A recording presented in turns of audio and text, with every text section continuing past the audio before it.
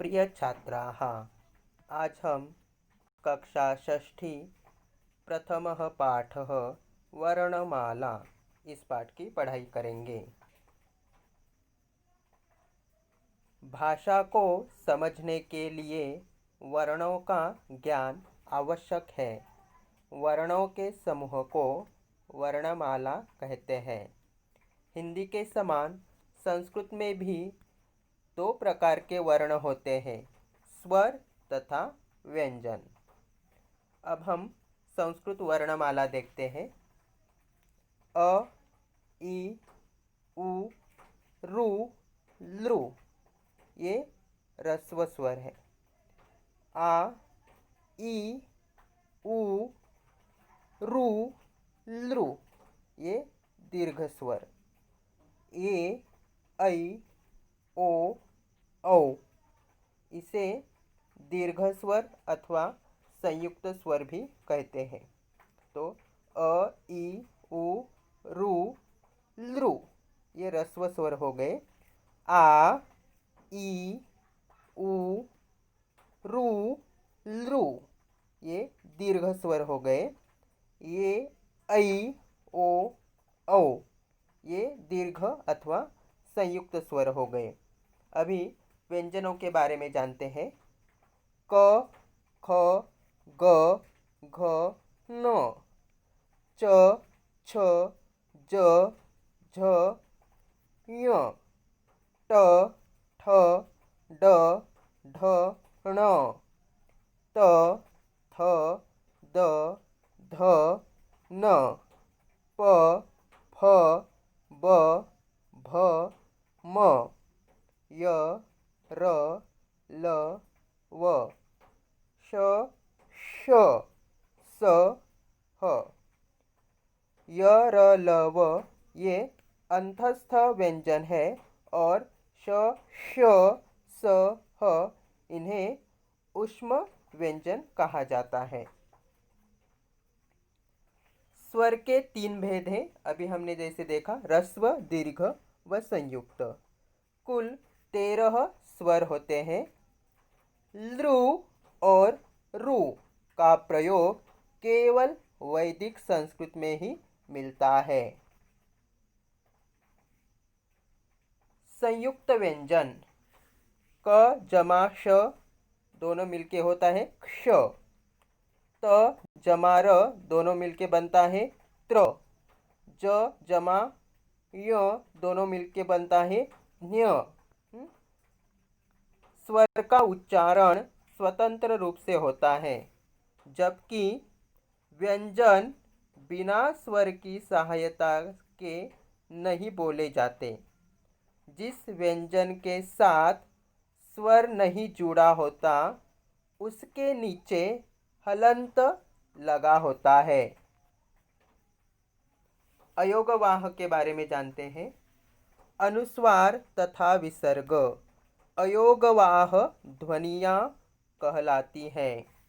इनका रूप स्वर या उसकी मात्रा के साथ जुड़कर ही प्रकट होता है। उदाहरण देखो, जैसे राम शब्द है। राम शब्द के ऊपर म के ऊपर हमने अगर अनुस्वार लगाया तो उसका उच्चार हो जाएगा रामम। अगर माला शब्द लिया और माला शब्द के ऊपर हमने अनुस्वार लगाया तो उसका उच्चार हो जाएगा मालाम। वन शब्द है, वन शब्द के ऊपर हमने अनुस्वार लगाया तो उसका उच्चार हो जाएगा वनम। अब विसर्ग देखो, जैसे बालक शब्द लिया और बालक शब्द के अंत में विसर्ग लगाया तो उसका उच्चार हो जाएगा बालकः। माला शब्द के अंत में अगर विसर्ग लगाया तो उसका उच्चार हो जाएगा मालाहा। भानु शब्द लिया तो भानु शब्द के अंत में हमने अगर विसर्ग लगाया तो उसका उच्चार हो जाएगा भानुहु। मात्रा के बारे में जानते हैं।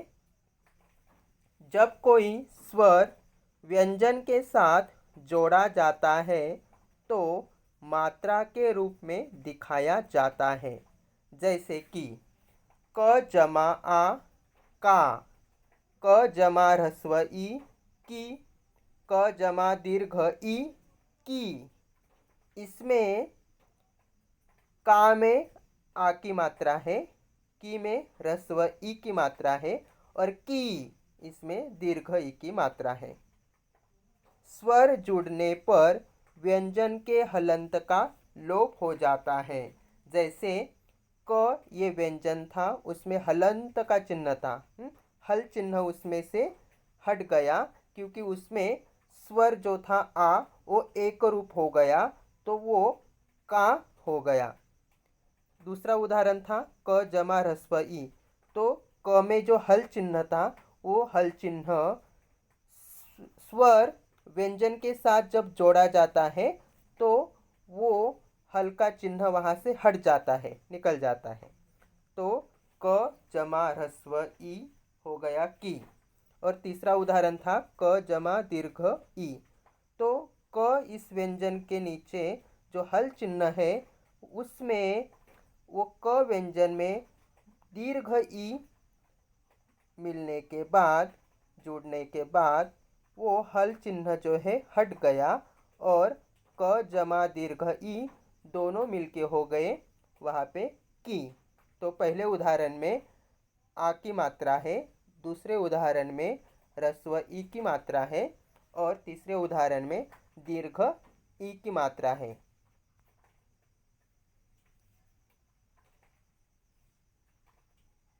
शब्द, शब्द के बारे में जानते हैं। वर्णों के सार्थक मेल से शब्द बनते हैं। जिस स्वर की ध्वनि शब्द के अंत में आती है वह उसी स्वर से अंत होने वाला शब्द कहलाता है। कुछ उदाहरण देखते हैं।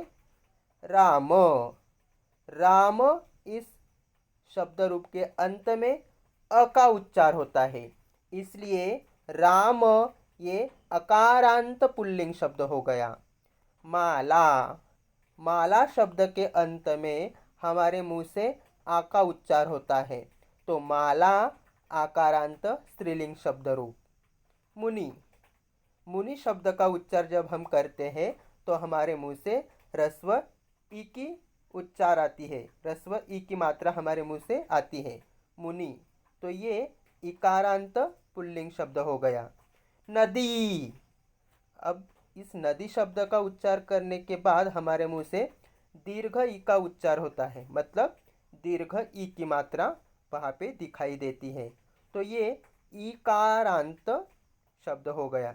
नदी इकारांत स्त्रीलिंग शब्द। भानु, इसमें अंत में उ का उच्चार होता है, तो भानु उकारांत पुल्लिंग शब्द। पितृ, इस शब्द का उच्चार करने के बाद हमारे मुंह से रू का उच्चार होता है, तो ये रुकारांत पुल्लिंग शब्द हो गया। पितृ रुकारांत पुल्लिंग।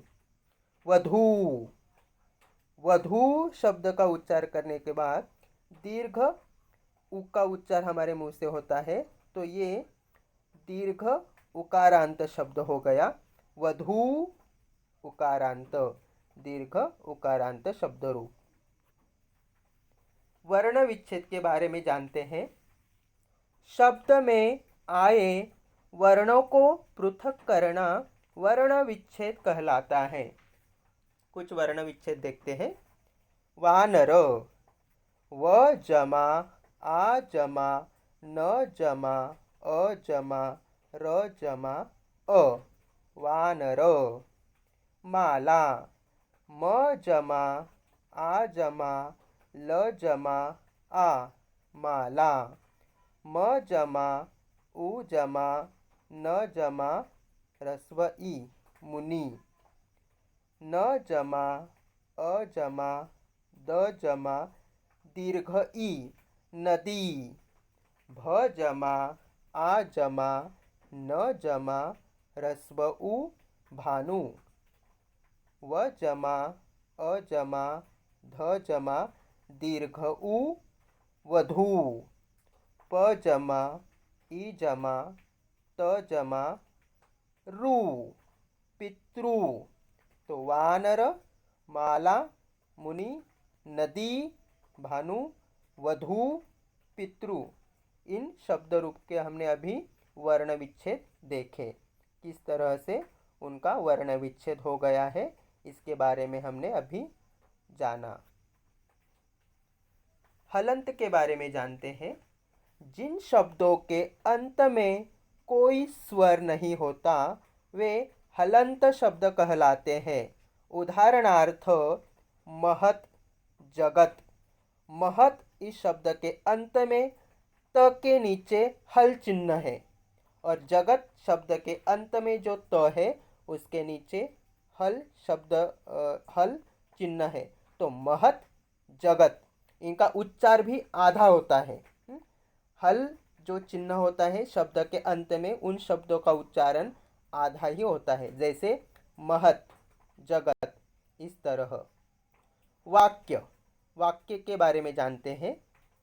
शब्दों का सार्थक समूह वाक्य कहलाता है। देखो, समूह, समूह मतलब ग्रुप। सुरेशः पाठं पठति, इसमें 3 शब्द है, सुरेशः, पाठम और पठति, मतलब इसमें 3 शब्दों का ग्रुप हो गया, समूह। तो सुरेशः पाठम पठति, सुरेश पाठ पढ़ता है, ये हो गया वाक्य। इसमें सुरेशः कर्ता है, पाठः कर्म है और पठति क्रियापद है। माधुरी नृत्यम करोति, इसमें भी 3 शब्दों का सार्थक समूह है, इसलिए हम इसे वाक्य कहते हैं। माधुरी नाचती है या माधुरी नृत्य करती है। अजयः अभिनयम करोति, यहाँ पर भी 3 शब्दों का सार्थक समूह है, इसलिए हम इसे वाक्य कहते हैं। अजय अभिनय करता है। लता गीतम गायति, यहाँ पर भी 3 शब्दों का सार्थक समूह है, इसलिए हम इसे वाक्य कहते हैं। लता गीत गाती है। माता भोजनम पचति, इसमें भी 3 शब्दों का सार्थक समूह है, इसलिए हम इसे वाक्य कहते हैं। माता भोजनम पचति, माता भोजन बनाती है। फिर से एक बार पूरे वाक्य में रीड करता हूँ। सुरेशः पाठं पठति, सुरेश पाठ पढ़ता है। माधुरी नृत्यम करोति, माधुरी नाचती है अथवा माधुरी नृत्य करती है। अजयः अभिनयम करोति, अजय अभिनय करता है। लता गीतम गायति, लता गीत गाती है। माता भोजनम पचति, माता खाना बनाती है या माता भोजन पकाती है। इस तरह हमने आज कक्षा 6 प्रथमः पाठः वर्णमाला, इस पाठ की पढ़ाई की। धन्यवादः।